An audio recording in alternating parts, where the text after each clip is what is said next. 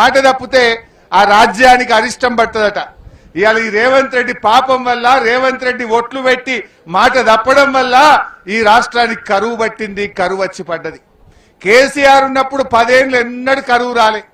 కాంగ్రెస్ వచ్చింది, మళ్ళా కరువు వచ్చింది.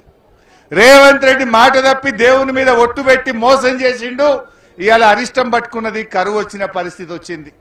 అసలు ఈ రేవంత్ రెడ్డి వచ్చిన తర్వాతనే రైతులను ఇవాళ అడుగడుగున వంచిస్తున్నాడు. వంతుల వారీగా రైతుల్ని వంచిస్తున్నాడు రేవంత్ రెడ్డి. మీరు ఒకసారి చూస్తే రుణమాఫీ నుంచి నీళ్ల దాకా రైతులకు వంచుడు, మోసం చేసుడే. రుణమాఫీ అయినా అదే అందరికీ జర కానువలు చేయెత్తురు చూద్దాం. ఇగో చూడు, 8 మందికి రుణమాఫీ కాలే. అసెంబ్లీలో ఏం చెప్పిండు? 35,000 కోట్ల రుణమాఫీ చేస్తా అని అసెంబ్లీలో చెప్పిండు. 18,000 కోట్లు చేసిండు, 18,000 కోట్లు ఎగబెట్టిండు.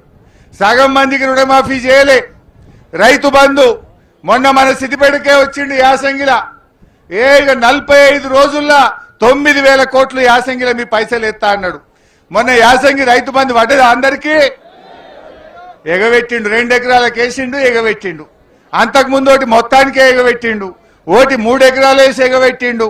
3 పంటలకు 19,000 కోట్ల రూపాయలు రైతు బంధు ఎగ్గొట్టిండు రేవంత్ రెడ్డి. ఎరువులకు కూడా కరువు వచ్చింది. కేసీఆర్ ఉండగా ఎప్పుడైనా ఎరువులకు ఇబ్బంది అయిందా?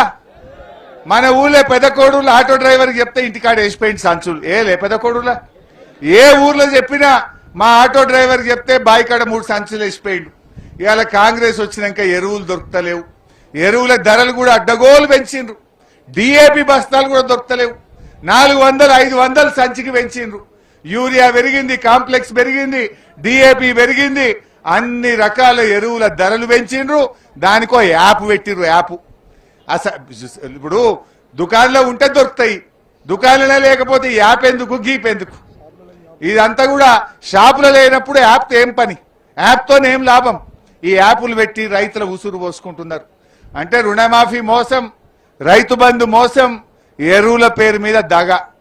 మొన్న యాసంగిల వడ్లమ్ముకుంటే మా రైతుల కళ్ళల్లో నీళ్ళు వచ్చినాయి. ఒక్కొక్కలకు నెల రోజులు 2 నెలలు పడిగాపులు కాసిన మార్కెట్లల్లో. ఎవరిని చూడు తరుగు పెట్టుడే. 3 కిలోలు, 4 కిలోలు, 5 కిలోలు తరుగు పెట్టినరా లేదా? క్వింటల్కు 4-5 కిలోలు తరుగు పెట్టిండు. ఇక రేవంత్ రెడ్డి ఏమో అసెంబ్లీలో డైలాగులు కొడతాడు. ఎవడన్నా తరుగు తీస్తే తోలు తీస్తా అంటాడు. ఏముందన్న తీసిండు ఆ తోలు? ఎవరిని తోలు తీయాలి కానీ ఈడు మాత్రం తోలు బొమ్మ అయిపోయింది. దళారుల చేతుల్లో, రైస్ మిల్లర్ల చేతుల్లో రేవంత్ రెడ్డి తోలు బొమ్మ అయిపోయిండు.